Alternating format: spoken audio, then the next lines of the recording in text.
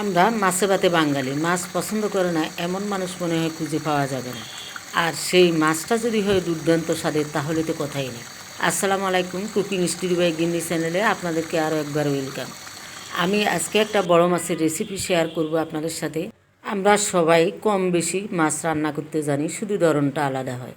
আজকে আমি নতুন গৃহিণী আপুদের কথা মাথায় রেখে এই মাছের রেসিপিটা শেয়ার করলাম। আমার এই রেসিপি ফলো করে যদি খাওয়ার টেবিলে মাছটা সার্ভ করেন, তাহলে আঙ্গুল ছেটে ফুটে খাবে এবং প্রশংসায় পঞ্চমুখ হবেন।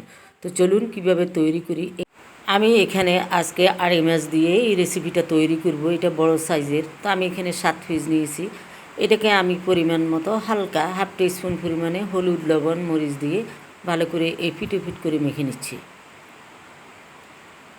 তো এটাকে আমি হালকা একটু ভেজে নেব। চুলায় চলে আসছি, চুলায় আমি এখানে দিয়ে দিলাম 2 থেকে 3 টেবিল চামচ সয়াবিন অয়েল দিয়ে মাছগুলোকে আমি দিয়ে দিচ্ছি।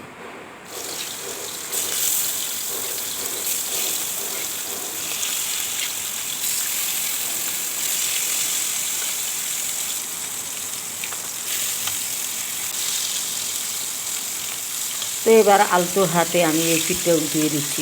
আমি এই মাছটা যেই প্রসেসে যেই মশলার উপকরণে রান্না করেছি, প্রত্যেকটা স্টেপ বাই স্টেপ ফলো করে যদি আপনারা এই প্রসেসে রান্না করেন, তাহলে একেবারে দুর্দান্ত স্বাদের আঙ্গুল চেটে ফুটে খাবেন। বিশেষ করে আমার নতুন গৃহিণী আপুরা যারা কিনা নতুন সংসার শুরু করেছেন, তাদের জন্য অনেকটাই হেল্পফুল হবে।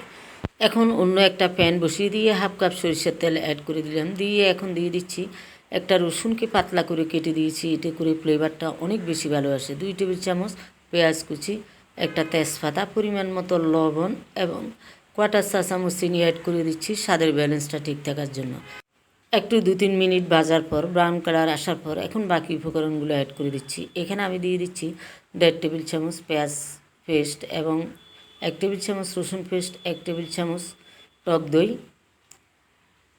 এখন দিয়ে দিচ্ছি একটা বড় সাইজের টমেটোকে আমি পেস্ট করে দিয়ে দিয়েছি। এটা টমেটো সস না, টমেটো পেস্ট। আর এখানে দিয়ে দিলাম 1 টুকরো জয়ত্রী, পোস্ত এবং আদা মিলিয়ে 1 টেবিল চামচ অ্যাড করে দিচ্ছি। এটাকে বেটে নিয়েছি পাটায়।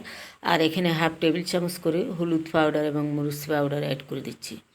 এখন দিয়ে দিচ্ছি 1 টেবিল চামচ ধনিয়া পাউডার, আর জিরা দিয়ে দিচ্ছি হাফ টেবিল চামচ, আর কোয়াটার চা চামচ গরম মশলা পাউডার দিয়ে এটাকে আমি নিয়ে ছেড়ে আরও একটু 2-3 মিনিট ভেজে নেব। এখন এই পর্যায়ে দিয়ে দিব হাফ কাপ পরিমাণে গরম পানি। এটা দেওয়ার কারণ হলো মশলাটা যেন পুড়ে না যায়। এটা দিয়েও আমি আরও 2-3 মিনিট কষিয়ে নিব। মশলাটা যত বেশি ভালো কষাবেন, মাছ বলুন আর মাংস বলুন, টেস্টটা অনেক বেশি ভালো আসে। এখন আমার মোটামুটি কষানো হয়ে গিয়েছে। আমি এই পর্যায়ে আগে থেকে ভাজা মাছটা অ্যাড করে দেব।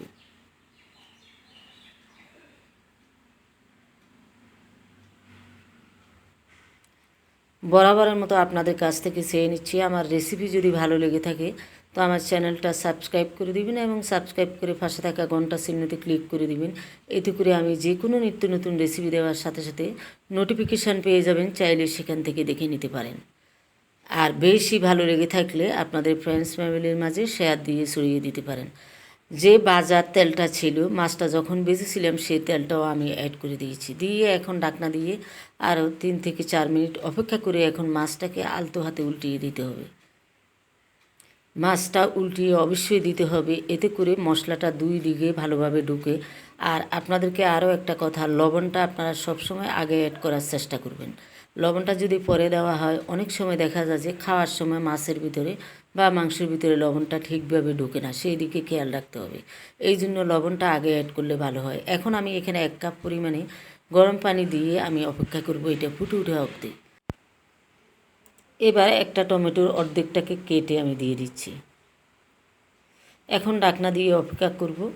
মোটামুটি হয়ে এসেছে। এই পর্যায়ে আমি এটাকে একটু হাতল ধরে নেড়ে দিচ্ছি। দিয়ে এখন এখানে আমি কিছুটা কাঁচা পেঁয়াজ কুচি উপর থেকে ছড়িয়ে দেব।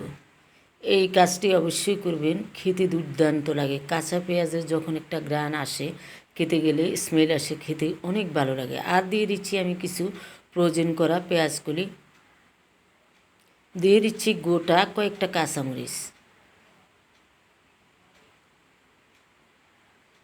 এখন উপর থেকে আমি ধনিয়া পাতা ছড়িয়ে দেব। ধনিয়া পাতাটা দিয়ে আমি আরও 2-1 মিনিট অপেক্ষা করব। এটা টকবক করে ফুটে উঠলে আমি চুলাটা অফ করে দিব। দেখুন ফুটে উঠেছে, চুলাটা অফ করে দিচ্ছি। আমার রেসিপিটা একবার হলেও আপনারা ট্রাই করবেন, আপনাদের প্রতি রিকোয়েস্ট। খেতে কিন্তু দুর্দান্ত হয়। যে কোনো বড় মাছ দিয়ে রেসিপিটা করতে পারেন, আর নতুন গৃহিণী আপুরা অনেক উপকৃত হবেন। রেসিপি ভালো লাগলে আপনাদের ফ্রেন্ডস ফ্যামিলির মাঝে শেয়ার দিয়ে ছড়িয়ে দিতে পারেন। আগামী রেসিপি দেখার আমন্ত্রণ জানিয়ে আজকের মতো আসি। সবাই ভালো থাকবেন, সুস্থ থাকবেন। আল্লাহ হাফেজ।